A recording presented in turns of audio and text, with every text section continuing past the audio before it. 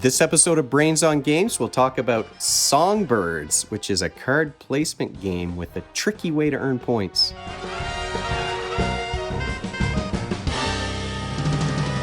Welcome to Brains on Games. I'm Dr. Brian McDonald, and this episode we're going to talk about Songbirds, which is a bit of an older game, but the folks over at Daily Magic Games sent this one along with Thrones of Valeria, which I talked about an episode or two ago. Here's the box for Songbirds. So you've got some pretty cute bird art. This is an import of it, or a reskin, or an update of a Japanese card game. So Songbirds is a game that you can play with 1 to 4 players. There are solo rules here in this box. You can play it with kids age 8 and up, but it's still strategic, which I really like. And games play in only about 20 minutes. Let's take a deeper look at Songbirds by Daily Magic Games.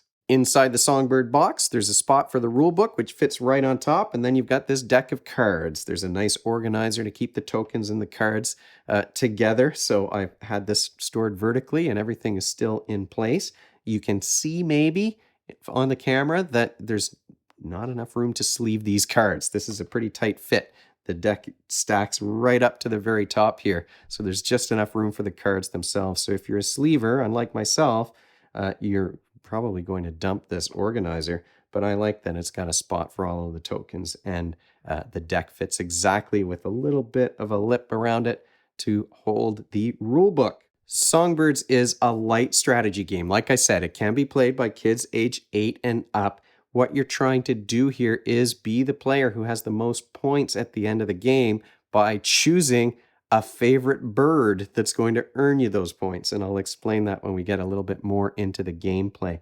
You won't be able to see the whole grid of cards here, but the way that it works is you've got these berry tokens that you shuffle up face down, and you randomly assign them to create a 5x5 grid, which is going to allow you to play 25 cards. Now, you don't play all 25 cards because the card in the center gets played at random right at the beginning.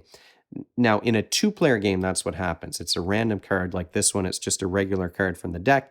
In a 3 or a 4-player game, instead of a regular card from the deck, you're going to have a special card like an owl or something like that that's going to have an impact on the values of the cards around it. So I played only at the 2-player count. I really want to try those special cards. I think that my nieces are going to like this game, so I may get a chance to play it with 4 players, but I've only had my son with me to play this one, so I've only tried it at 2. So you've got this grid that has these berries at the top and berries along the side. You won't be able to see the whole thing, I don't think, on my little camera, but they're cardboard, but they are glossy, and these are pretty solid pieces. They're nice and slippery. But the grid is going to lay out like this, and then you're going to have a hand of cards. What you're doing is playing cards into that grid each turn. The player is going to play a card into the grid. That's all they do.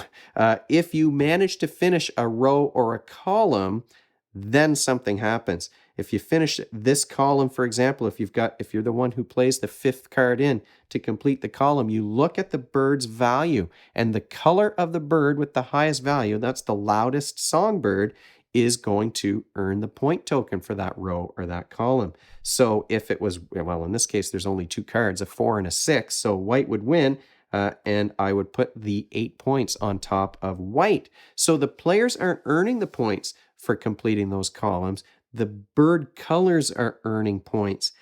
And the way that the game is designed is that the grid will be full and each player will have 1 card left. The remaining card is their favorite bird, and they will earn the points for that color bird. So in this case, I'm going to earn whatever berry tokens are on the green bird plus 4 extra points, because that's the volume of this bird that I've kept as my favorite.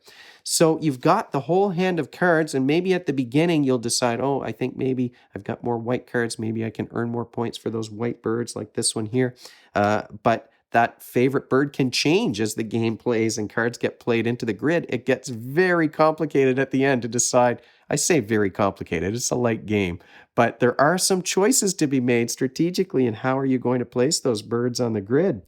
At first, we were just playing and kind of experimenting with it, but eventually my son and I were like trying not to be the one who would allow the other player to finish that column, because then the other player gets the choice of which bird they're going to play in and what the point values are going to be. So we were creating clusters of cards, and then we would get stuck and we'd be the one who played the fourth bird in, and the other player could finish that row or that column. So at the end of the game, when you've played the last card, all of those berry tokens are going to be placed on the birds of different colors.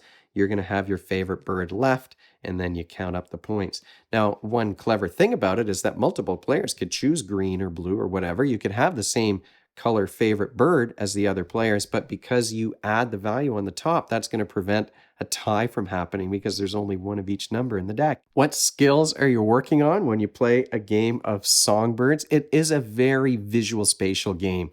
There is a visual spatial problem solving element here because you're trying to figure out the rows and columns. You're trying to be careful about how you organize those birds so that your favorite bird is going to be the one that has the most points at the end. The spatial component is pretty big on this one, but there's also a working memory component. Now, what is working memory? It's like the whiteboard in your mind where you keep information so that you can juggle it. And there's not a lot of information to juggle here, but there is definitely some information to juggle. I might be looking at, and we did find this in some of the later games, you're looking at the cards that are out on the grid, and I'm trying to figure out, okay, well, not only what card is my son trying to choose as his favorite, but I'm looking at what cards are left. So I might be looking at the greens and saying, okay, well, 1, 2, 3, 4 have been played. That means 5, 6, 7 are still there, but I've got the 6 and 7, so he might have the 5. So you're juggling the numbers, the values of the cards in the different colors, and then you're doing some mental math as well, because you're trying to figure out how to maximize the points with your favorite bird. What's going to happen when you play a bird that finishes a row or a column, especially in those games with the special cards that change the values? You're exercising working memory, you're doing a lot of mental math, and you're trying to play things into the playing space in an organized way to make sure that you earn the most points. Final thoughts about Songbirds. This is one of those games that hits a sweet spot for me, I have to tell you, because it's very easy to explain. I mean, I explained the rules in just a few minutes.